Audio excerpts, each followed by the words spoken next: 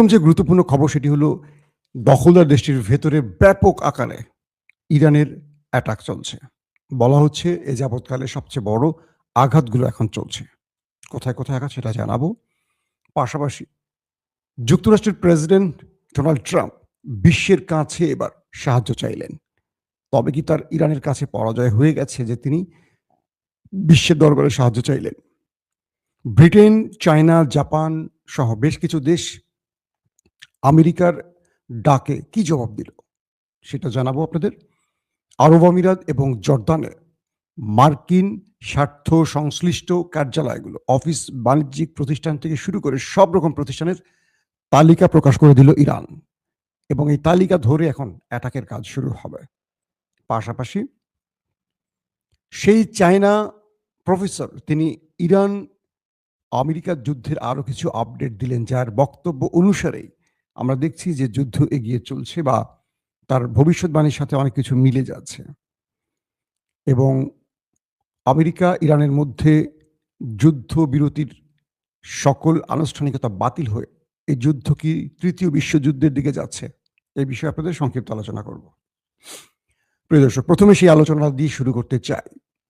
ওমানের মাধ্যমে আমেরিকা বারবার ইরানের কাছে প্রস্তাব পাঠিয়েছিল, তারা যুদ্ধ বন্ধ চায়। আপনারা শুনতে এবং দেখতে পাচ্ছেন, তাই তো? সমস্যা হলে কমেন্ট করবেন। ওমানের মাধ্যমে ট্রাম্প তার বার্তাগুলো ইরানের কাছে পাঠিয়েছিল। ইরান বলছিল যে আমাদের এই মুহূর্তে যুদ্ধ বন্ধের কোনো পরিকল্পনা নেই যতক্ষণ না নেতাকাকুর রাষ্ট্রটি মানচিত্রে থাকবে। দ্বিতীয়ত বলছে এই যুদ্ধ থেকে আমরা তখনই ফিরে আসব যখন মধ্যপ্রাচ্য থেকে পুরোপুরি গাট্টি গুট্টি গুছিয়ে আমেরিকা চলে যাবে। আর 3 নম্বর, আমাদের দেশে যত আমাদের সম্পদ ধ্বংস হয়েছে, স্থাপনা ধ্বংস হয়েছে এবং যত মানুষ মারা গেছে, প্রত্যেকটির ক্ষতিপূরণ আমেরিকাকে দিতে হবে। এই প্রস্তাবগুলো ইরান যখন ওমানের মাধ্যমে আমেরিকাকে দিয়েছে, তখন আমেরিকা বলেছে তাহলে যুদ্ধ চলবে। এবং ডোনাল্ড ট্রাম্প তার নেভি, এয়ারফোর্স সকল বাহিনীকে নির্দেশ দিলেন সর্বোচ্চ মাত্রায় হামলা করতে। হামলার আকার আমেরিকা আর বাড়াতে পারছে না। খার্ভ আইল্যান্ডে আক্রমণের পর আমেরিকা যে আক্রমণগুলো করছে, সে আক্রমণগুলোর গতি কমে গেছে দুটো কারণে। এক, মার্কিন সেনাবাহিনীর মনোবল ভেঙে গেছে, কারণ তারা এই যুদ্ধে কোনো বিজয় কি, তারা কোনো গোল দেখছে না। এই যুদ্ধের মিশন কি, টার্গেট কি? প্রতিটা যুদ্ধের একটা টার্গেট থাকে যে আমি রেজিম চেঞ্জ ঘটাবো, আমি ইরানকে পরাজিত করে দখল করব, আমি এটা করব সেটা করব। এই মুহূর্তে আমেরিকার ইরানের কোনো ইন্টারেস্ট বা টার্গেট কি, এটা আমেরিকার সেনাবাহিনী জানছে না। কারণ ট্রাম্প একটা বিজয় চান। বিজয়টা কিভাবে হবে? ইরান তো বলে দিয়েছে শেষ দিন পর্যন্ত লড়াই চলবে, তাহলে বিজয় তো আসা অনিবার্য। বিজয়ের সুযোগ কোথায়? রেজিম চেঞ্জ হয়নি, কারণ আলী খামেনির মৃত্যুর পর তার ছেলে বসে গেছে। জনগণ, দেশের যারা সরকার বিরোধী বিক্ষোভ করেছে, তারা আর রাস্তায় নামছে না।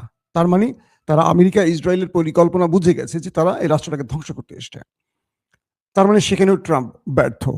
সামরিক আগ্রাসনে ইরান সমান্তরালে হিট করে গেছে। তার মানে এখানেও আমেরিকার জন্য কঠিন যে কি করে তারা এখানে বিজয় পাবে, কারণ বিশাল পরিমাণ ক্ষয়ক্ষতি হচ্ছে আমেরিকার এই মুহূর্তে।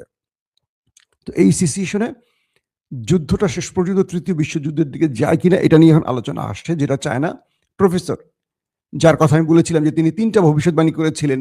প্রথম, ট্রাম্পের নির্বাচনের আগে তিনি বলেছিলেন যে ট্রাম্প এই যুদ্ধে, এই নির্বাচনে জিতবেন। 2, তিনি প্রেসিডেন্ট হয়ে ইরানের বিরুদ্ধে যুদ্ধ শুরু করবেন। 3, এই যুদ্ধে ইরান বিজয়ী হবে। এখন সেই প্রফেসর বলছেন যে এই যুদ্ধের ধরন প্রকৃতির ব্যাপারে তিনি তার নতুন বক্তব্য দিয়েছেন। এই যুদ্ধটি তৃতীয় বিশ্বযুদ্ধের দিকে যেতে পারে এবং পুরো বিশ্ব এই যুদ্ধে জড়িয়ে যেতে পারে, এবং আমেরিকা এই যুদ্ধে স্থল অভিযান শুরু করতে পারে, করার সুযোগ আছে। তার নতুন ভবিষ্যৎবাণী। এবং ইরান এই যুদ্ধে, আমেরিকা এই যুদ্ধে তার আরো অনেক মিত্রদেরকে টেনে আনতে পারে। পাশাপাশি যে কোনোভাবে ফলস ফ্ল্যাগ অপারেশনের মাধ্যমে এই যুদ্ধকে পুরো পৃথিবীতে ছড়িয়ে দিতে পারে আমেরিকা বা ইসরায়েল বলয়টি। বারবার যে কথাটি বলছি। তো ইরানের বিরুদ্ধে যুদ্ধে আরো অনেকে জড়িয়ে পড়তে পারে, এই কথাটি তিনি বলছেন আবার নতুন করে। কেন? যে কোনো একটি ফলস ফ্ল্যাগ অপারেশনের মাধ্যমে সকল রাষ্ট্র ইরানের বিরুদ্ধে এক হয়ে যেতে পারে, তারপরে যুদ্ধটা আবার ছড়িয়ে পড়তে পারে বৃহৎ আকারে। তার নতুন বক্তব্যটি এটি পাওয়া গেছে। এখন দেখি কোন দিকে যায় শেষ পর্যন্ত। এখন যেই বিষয়টি শুরু হয়ে গেছে যে সাবেক এক আমেরিকান অফিসার, সেনা অফিসার, তিনি বলেছেন ইরান ইসরায়েলের মধ্যে যে এই মুহূর্তে আক্রমণগুলো চালাচ্ছে, এটা আমাদের কল্পনার বাইরে।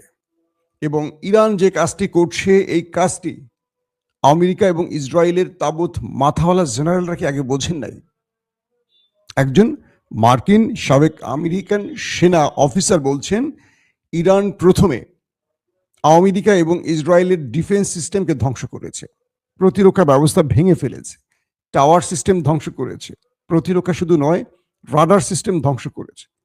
এখন ইরান মূল টার্গেটে খেলছে। আর আমেরিকা প্রথমেই এই বিষয়টি বুঝতে পারেনি। আমেরিকা মনে করেছে তারা প্রথমে আক্রমণ করে ইরানকে ধ্বংস করছে বা খামেনিকে হত্যা করছে, তাদের কমান্ডারদের হত্যা করছে, এটাই বোধহয় তাদের বিজয়। কিন্তু ইরান প্রথমে কি করেছে? অল্প দামে ড্রোন এবং মিসাইলগুলো দিয়ে আমেরিকা এবং ইসরায়েলের সকল ডিফেন্স সিস্টেমকে ধ্বংস করেছে। প্রথমে করেছে গালফ কান্ট্রিতে থাকা মার্কিন প্রতিরক্ষা ব্যবস্থাগুলো ধ্বংস, এরপর মার্কিন ঘাঁটিগুলোতে ধ্বংস করেছে, এরপর দখলদার দেশটির ভেতরে ডিফেন্স সিস্টেমকে ধ্বংস করেছে। এখন ইরান চাইলে খুব অনায়াসে মার্কিন ঘাঁটি কিংবা নেতাকাকুর বাড়ির যে কোনো বেসকে টার্গেট করতে পারে। তো তিনি বলছেন, এখন যে পরিস্থিতি ঘটছে সেই পরিস্থিতির আলোকে বোঝা যাচ্ছে যে ইরান এখন তার শত্রুকে খুব সহজে টার্গেটে নিতে পারছে, তাকে কোনো বেগ পেতে হচ্ছে না, কষ্ট করতে হচ্ছে না। এই পরিস্থিতিতে তিনি নেতাকাকুর দেশটির জন্য অসহায় বোধ করছেন। আরেকজন ইহুদি সেনা ইসরায়েলের, তিনি বলছেন, ইসরায়েলের প্রতিটি দিন যাচ্ছে খুব ভয়ঙ্কর। এখানকার মানুষগুলো যা দেখছে বিশ্ব তা হয়তো দেখছে না। প্রতিদিন অজস্র মিসাইল এই দেশটিতে এসে হিট করছে। এই দেশের প্রতিরক্ষা ব্যবস্থাটা রক্ষা করতে পারছে না, মানে সেভ করতে পারছে না, ইন্টারসেপ্ট করতে পারছে না।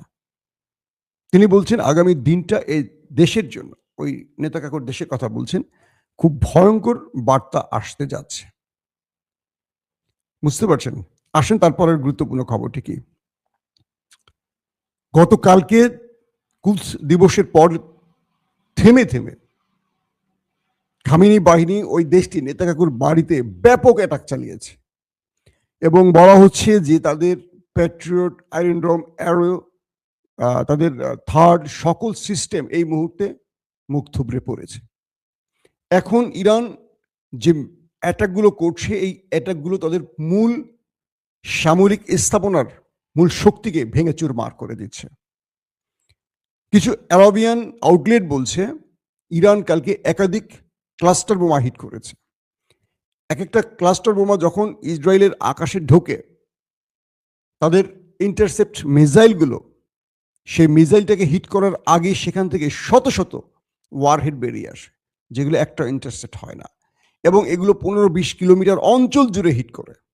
অর্থাৎ একটা মিসাইল আসছে, সেই মিসাইল থেকে 50-এর উপরে, বলে 100 বা 100-এর অধিক আলাদা ওয়ারহেড, আলাদা কি বোমা ধরেন, বেরিয়ে আসে 10-15 কিলোমিটার বা তারও বেশি অঞ্চলে ছড়ে পড়ে। তার মানে একটা বোমা দিয়ে কয়েক কিলোমিটারকে কন্ট্রোল করছে ইরান, এবং এটা ওদের জন্য, মানে নেতাকাকুর দেশটির জন্য সবচেয়ে ভয়ঙ্কর হয়ে গেছে। তো কালকে একটি ক্লাস্টার বোমার বিবরণ এরকম আসছে যে ইরানের একটি ক্লাস্টার বোমা যখন উড়ে এসছে, তখন এটা বিশাল একটা অঞ্চল জুড়ে তাণ্ডব চালিয়েছে, যার তাণ্ডবে পুরো ওই অঞ্চলটির মধ্যে একটা, মানে কি বলবো, আগুন ধরে পুরো অঞ্চল ধোঁয়ায় আচ্ছন্ন হয়ে গেছে, একটা ভীতিকর অবস্থা তৈরি হয়ে গেছে। তো বলছে যে এই যে কালকের আপডেট, সেখানে বলা হচ্ছে যে দেশটির মধ্যে ভয়াবহ অ্যাটাক হয়েছে, ভয়াবহ, একটি নয়, সিরিজ অ্যাটাক হয়েছে। সেখানকার মানুষ এখন পাগল হয়ে গেছে, তাদের জীবন এখন স্টপ হয়ে গেছে। তারা, মানে তাদের সামনের দিনটা কেমন যাবে তারা এখন ভাবতে পারছে না। একটা মানুষ ঘর থেকে বেরিয়ে শেল্টার জোন, তো প্রতিটা ঘরের নিচে এরকম না, নির্দিষ্ট জায়গায় শেল্টার জোন। এই মানুষগুলো প্রতি মুহূর্তে 24 ঘন্টার মধ্যে 48 বার ধরেন শেল্টার জন্য দৌড়চ্ছে। সাইরেন বাজছে, দৌড় দিয়ে শেল্টারে গেছে, কিচ্ছু হয়নি। আবার সাইরেন বাজে নেই, হঠাৎ করে এসে হিট হয়ে গেছে। পুরো আর্লি ওয়ার্নিং সিস্টেম পর্যন্ত ধ্বংস করে ফেলেছে রাডারগুলো ধ্বংসের মাধ্যমে। অর্থাৎ দেশটির ভেতরে গুরুত্বপূর্ণ রাডার সিস্টেম, প্রতিরক্ষা সিস্টেম ধ্বংস হওয়ায় তাদের যে আর্লি ওয়ার্নিং সিস্টেমগুলি, এগুলো ধ্বংস হয়ে গেছে। এখন ঠিক মতো সাইরেনও বাজে না, ঠিক মতো তারা জানেও না। এই পরিস্থিতিতে বলা হচ্ছে যে দেশটির মধ্যে ম্যাসিভ আকারে হিট করেছে খামেনি বাহিনী, এবং সেই দেশটার ভেতরে সব জায়গায় জ্বলতে দেখা গেছে, আগুনের কুণ্ডুলি দেখা গেছে। তারপরের গুরুত্বপূর্ণ খবর, মিস্টার ট্রাম্প জাপান, চীন, ফ্রান্স, জার্মান, ব্রিটেন সবার কাছে সাহায্য চেয়েছে ইরানের বিরুদ্ধে লড়াই করার জন্য। তার মানে কি ট্রাম্প ইরানের কাছে পরাজিত হয়ে গেছেন যে তিনি আন্তর্জাতিক বিশ্বের কাছে সাহায্য চাইছেন? জাপান বলেছে যে আমরা এই যুদ্ধে জড়াবো না, কারণ এই যুদ্ধে আমাদের কোনো ইন্টারেস্ট নেই। ব্রিটেন বলেছে এই যুদ্ধে আমরা জড়াতে চাই না, আমরা অন্য কোনো সাহায্য চাই লাগলে করবো, কিন্তু আমরা ইরানের বিরুদ্ধে মার্কিনীদের হয়ে যুদ্ধে জড়াবো না। খেয়াল করেন, সব আমেরিকার মিত্র। চায়নাকে এরপরে ফোন দিয়েছে। চায়না বলেছে সরাসরি যে এই যুদ্ধে ইরানের অধিকার আছে, সেই অধিকার মার্কিন যুক্তরাষ্ট্র পূরণ করুক। কারণ মানে চায়নাকে বলছিল আমেরিকা যে তুমি আমাদের সাহায্য করো হরমুজ প্রণালীতে, মানে এই যে দেশগুলোর কথা বলছি হরমুজ প্রণালীকে অন করার জন্য, চালু করার জন্য এই দেশগুলো সাহায্য চেয়েছে। কেউ এগিয়ে আসতে রাজি হচ্ছে না। চায়না সরাসরি নিষেধ করে দিয়েছে, যারা আমেরিকার ডাকে সাড়া দেবে না। পাশাপাশি ফ্রান্সের 10টি জাহাজ আসছে, এরকম একটি খবর আসছে। তবে ফ্রান্স বলছে আমাদের এই জাহাজগুলো ইরানের বিরুদ্ধে যুদ্ধের জন্য আসছে না। তার মানে আমরা কি বুঝলাম? ডোনাল্ড ট্রাম্প মাইনকে চিপায় পড়ে গেছেন। অ্যাবস্টিন ফাইলের থেকে বাঁচার জন্য, একটা মামলা থেকে বাঁচার জন্য একদিকে নেতা কাকু তার দেশের দুর্নীতির মামলা থেকে বাঁচার জন্য যুদ্ধ করছেন, অন্যদিকে ডোনাল্ড ট্রাম্প এই অ্যাবস্টিন ফাইলের মামলা থেকে বাঁচার জন্য তিনি আমেরিকাকে ইরানের সাথে যুদ্ধে জড়িয়ে দিলেন। এখন এই যুদ্ধ দিয়ে তারা নিজেরা কতদিন নিজেরা বাঁচবেন, এখন পুরো পৃথিবী তাদের উপর থেকে মুখ সরিয়ে নিচ্ছে। তারা এখন পুরো মাইনকা চিপায় পড়ে গেছে। কোনোভাবেই এই যুদ্ধে মানে ট্রাম্প আর তার মিত্রদের পাচ্ছে না, কোনো দেশ তার সাহায্যে এগিয়ে আসতে রাজি হচ্ছে না। অন্যদিকে তিনি তার বাহিনীকে বলছে সর্বোচ্চ মাত্রায় আক্রমণ করতে। কিন্তু আমেরিকা আক্রমণ করবে কি, যার 6টি বিমান একদিন ধপাস করে পড়ে গেছে, যার রিফুয়েলিং বিমানগুলো মানে ধ্বংস হয়ে গেছে, যিনি তার রাডার সিস্টেমগুলো কাজ করছে না, আর্লি ওয়ার্নিং পাচ্ছে না, যার প্রতিরক্ষা ব্যবস্থা কাজ করছে না। দক্ষিণ কোরিয়া থেকে আমেরিকা চেয়েছে তার প্রতিরক্ষা ব্যবস্থা। যখনই দক্ষিণ কোরিয়া ইসরায়েলকে দিয়েছে প্রতিরক্ষা ব্যবস্থা, তখনই উত্তর কোরিয়া দক্ষিণ কোরিয়ায় হিট করে বসছে, মিসাইল হিট করেছে। সঙ্গে সঙ্গে দক্ষিণ কোরিয়া বলছে ট্রাম্প বাবা আমার প্রতিরক্ষা আমাকে দাও। উত্তর কোরিয়া আমার সিগন্যাল দিচ্ছে। মানে উত্তর কোরিয়া কিভাবে ইরানের পক্ষে একটা গেম খেলে দিল, বুঝতে পারছেন? এই খেলাগুলো এখন কন্টিনিউ চলছে। ইতিমধ্যে জর্দান এবং আরব আমিরাতে ইরানের পক্ষ থেকে রেড নোটিশ পাঠানো হয়েছে এবং বলা হয়েছে, একটা বিশাল তালিকা ধরে বলা হয়েছে আরব আমিরাত এবং জর্দানের এই তালিকাভুক্ত অফিসে যারা কাজ করছেন তারা দ্রুত সরে যান। এবং এই অফিসগুলোর ঠিকানা বা লোকেশন দিয়ে বলা হয়েছে যারা এই লোকেশনের আশেপাশে আছেন তারা প্রত্যেকে এই অঞ্চল থেকে চলে যান। অর্থাৎ এই অঞ্চলগুলোতে ইরান অ্যাটাক শুরু করবে এখন সিরিজ। আমি বুঝিয়ে বলছি, ধরেন বাংলাদেশের হোটেল শেরাটন, সোনারগাঁ, বা ধরেন রেজেন্সি, বা ধরেন রেডিসন হোটেলের কথা বললাম, বা বড় বড় প্রতিষ্ঠানের নাম কি বলবো, উদাহরণ এগুলো তো আমাদের দেশের প্রতিষ্ঠান। এরকম আমেরিকা এবং ইসরায়েলের মালিকানাধীন যে অফিস কার্যালয় দফতরগুলো আছে আরব আমিরাত এবং জর্দানের ভেতরে, তার পুরো তালিকা ঠিকানা সহ ইরান প্রকাশ করে দিয়েছে। বুঝতে পারছেন? একদম তালিকা, শুধু না ঠিকানা সহ, কত নম্বর রোডের কোন জায়গায় অফিসটা, কত তালা, সব ডিটেল দিয়ে বলে দিয়েছে ইরানের পক্ষ থেকে যে আপনারা এখানে যারা কাজ করেন তারা সবাই এখান থেকে চলে যান। এবং এই অঞ্চলে যারা আসা যাওয়া করেন প্রয়োজন তারা এই অঞ্চলে আসা যাওয়া করবেন না, কারণ ইরান এখন থেকে এই তালিকা ধরে ধরে হিট করবে। মানে বুঝতে পারছেন, আমেরিকা যখন ইরানের শীর্ষ কমান্ডারদের নেতাদের মাথার দাম ঘোষণা করে, তখন ইরান পাল্টা তার কোম্পানির মাথার দাম ঘোষণা করে বসছে।